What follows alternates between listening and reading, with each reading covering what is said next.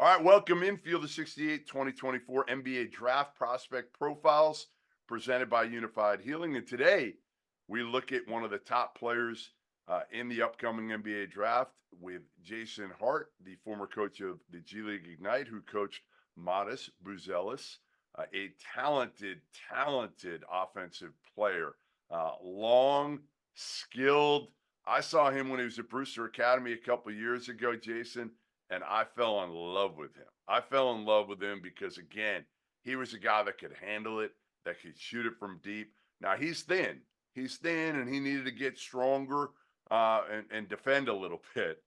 That was the part I think I talked to him about after that practice was, you got to want to guard a little bit modest. And but I'm curious to know his development since I saw him there and at the McDonald's game. And for you this past season, when I know he battled some injuries early, give me your breakdown first with Matas Buzelis' strengths. What are they? Well, he's a ball in hand wing, right? He's a ball in hand wing who likes to face the basket, and he's very unique talent because he can dribble and create for others. And he has an explosive trait or tick to him that when he get by, he can attack the rim. And so he's a big ball in hand wing, legit 6'10", and he has tremendous upside.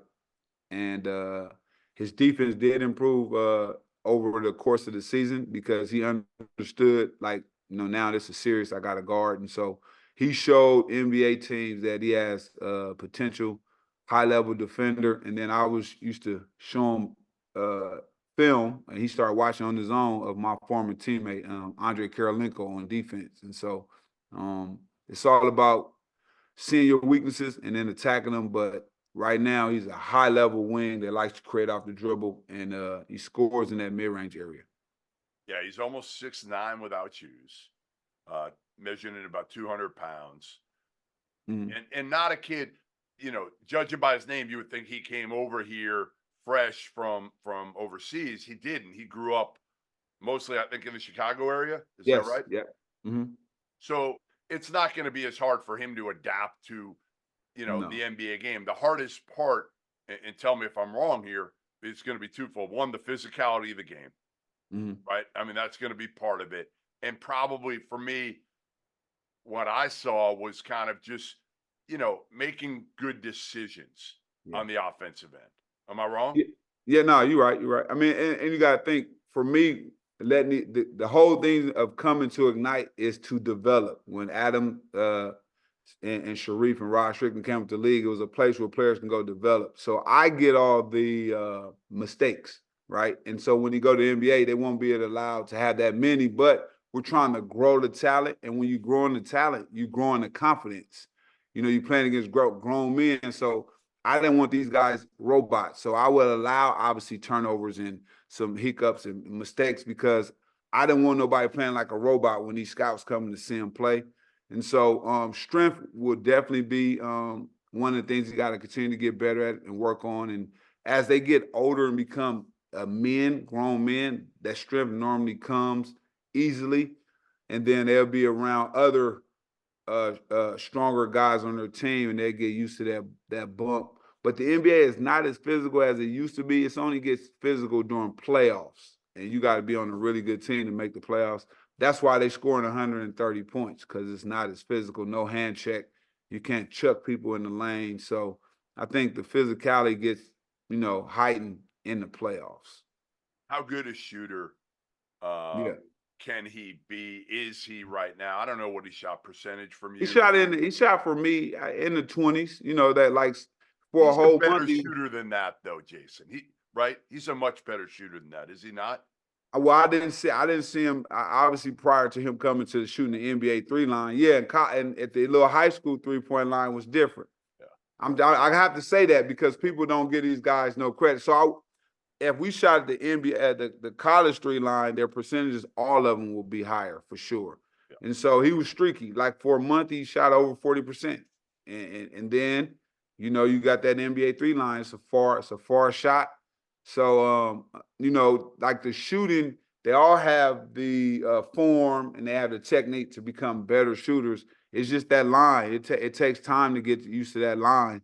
It's a far shot. It's not the same as a high school or college. Yeah, it humbles you. It humbles those kids, The right? NBA line definitely humbles everybody Yeah. for sure. And even the guys that when you get there, everybody in the NBA is not the 3-point shooter. You start to master what you can become in the league. And like if you look at guys like Kyle Anderson, he's still in the league playing a lot of.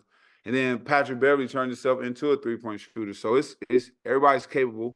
And watching Kawhi Leonard's development at the 3-point line. So I think it's just reps on reps, reps on reps. And then when you get to the NBA, you're going to only be shooting threes where the offense allows you to. So you won't be all over the place. How's his handle? How's his Oh, handle? you got it. How's his ability to put the ball on the floor?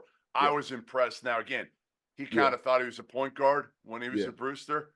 Yeah. I think you've probably gotten him out of that mode a little bit, but he can handle. He can play make.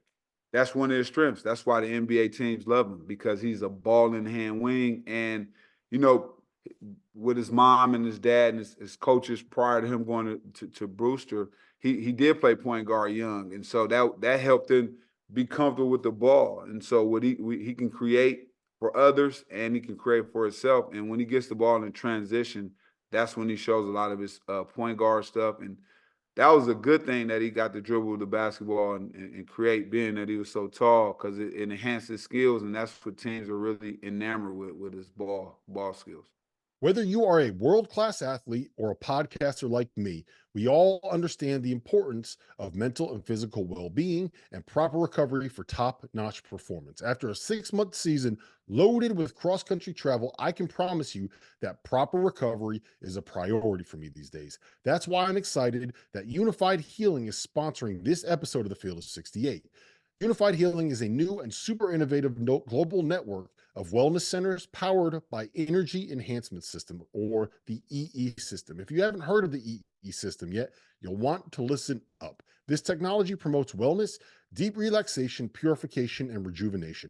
Whether you're here in New Jersey or at one of the hundreds of other locations across the globe, access to a center is easy and affordable. If you're interested in experiencing the EE system technology for yourself, go to unifiedhealing.com/unified68 to learn more and find a center near you. That's UNIFYD healing.com/UNIFYD, the number 6, the number 8. No material or testimonials on the Unified Healing website are intended to be viewed as medical advice or as a substitute for professional medical advice, diagnosis, or treatment. Always seek the advice of your physician or other qualified healthcare provider with any questions you may have regarding a medical condition or treatment, and before undertaking a new healthcare regimen, including the EE system.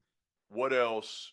We talked a little bit about weaknesses or areas that he needs to improve. Strength being one.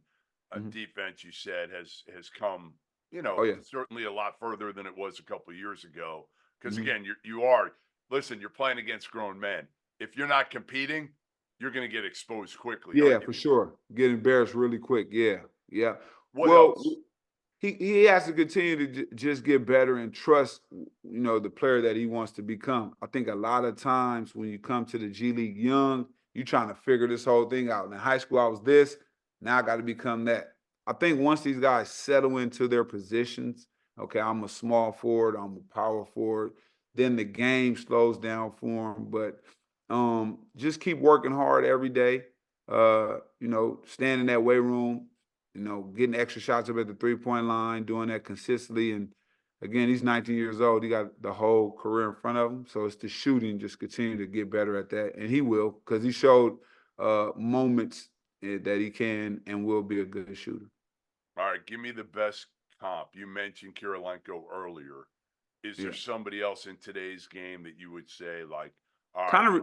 He kind of remind me of like a young Gordon Hayward. He's taller than him, but when Gordon came in, he carried his team, Butler, to the championship, and so I think he got like a lot of that same skill set. Do a little bit of everything. Remember, Gordon used to do a little bit of everything, and so I kind of think Matas can kind of be somewhere in that range. But who knows, man? These kids get there and become something different, or not. So I'm looking at him to be just a really good overall wing, and sky's the limit.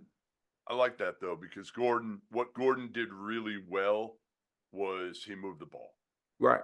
Like he made great decisions. I think Yep. Matas can be that, right? Yep. Like that's certainly something when the game slows down for him at Yep. that level. Mhm. It's going to be an adjustment. I mean, the difference with Gordon Hayward, obviously, he went in the league already with a couple of years in college. Yeah. Matas is going to have, an adjustment. He's going to have Yeah, an for sure. adjustment, as all Yep. these kids will. Mhm. Very few of them, the ones that you've coached in the past, or these kids, these three that are on the boards high up for NBA teams in this draft, they're all going to have their growing pains because Yep. ultimately they're young. They're young, and none of them are LeBron or guys of that. There aren't many. There aren't many that can go straight into league and make that type of impact. Kobe didn't even as a rookie. Right, right. That's what I'm saying. There aren't many. All right, give me the floor and the ceiling for Buzelis in the NBA. Like, what do you see the best case scenario, and then maybe okay, if things don't completely pan out for him, who is he or what is he? He's definitely gonna be a rotation player. Like he won't be just pawned off, go back to the G League. And then it's ceiling, man. He has a chance to be an all-star. It's not too many 6'10" wings that can dribble and stuff like that. He's just a baby right now. He's a puppy, young, and hey, Jeff, you and I know we all used to be skinny when we was young. I wish I can go back to them skinny days, right? Yeah, we So can't so now. that part, Hey, hey, look, hey, look, right? You know, me too. Look at my cheeks. So they're gonna all put on that weight, and then with that weight comes a different mindset. You become meaner, and so once that weight gets put on, you become meaner, become another player. So rotation for sure, all-star potential. yeah, I just think he's a guy who is what today's NBA wants. Yes. Kind of a multi-dimensional, versatile wing, right? Yep. Like, does he need to get tougher? Sure. Physically. Does he need to work on his decision making, maybe his defense, all that? Absolutely. But if you look at him and project him out, if he works 3-4 years down the road, you're looking at a dude that might fill out a little bit more, that might become a really, really good shooter, and he can put on the floor. He can make good decisions. He can handle it. He can pass. There's not much he can't do on the offensive end. It's just a matter of whether he kind of realizes that potential or not. Yeah, and you're so right. And that's the guys getting to the league, buying in, and once they start getting paid, that's the thing. You want these guys to keep working. So, that's the thing with all these players going in the draft. Once you start getting paid, you got to keep working. That's just the beginning. And I think he has a good base, good family around him, so he should be fine. All right, there you have it. The breakdown of Matas Buzelis from Jason Hart, former G League Ignite head coach. Here on the Field of 68 2024 NBA Draft Prospect Profiles presented by Unified Healing. Make sure you watch all of our prospect profiles here on the Field of 68.